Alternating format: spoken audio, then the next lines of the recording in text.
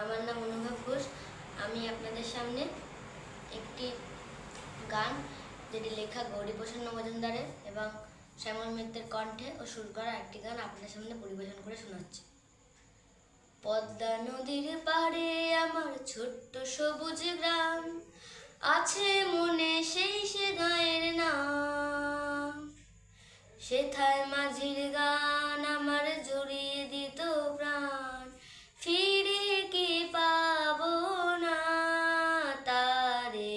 পদ্মা নদীর পাড়ে আমার ছোট্ট সবুজ গ্রাম।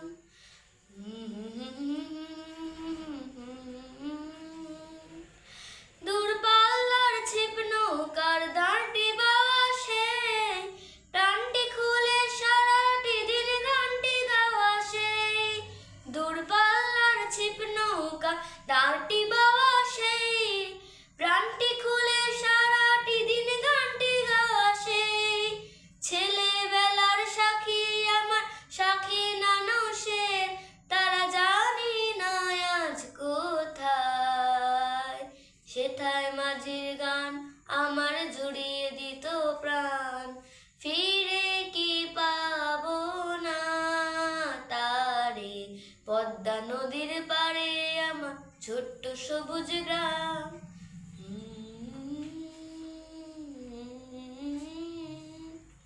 দুপুর বেলায় পাঠশালাতে নামটা পড়া ছেড়ে, পালিয়ে গিয়ে পাখির বাসা পাড়া।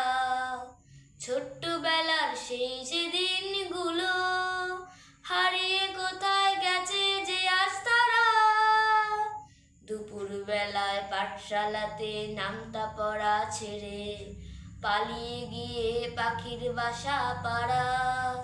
ছোট্টবেলার সেই সে দিনগুলি হারিয়ে কোথায় গেছে যে আজ তারা।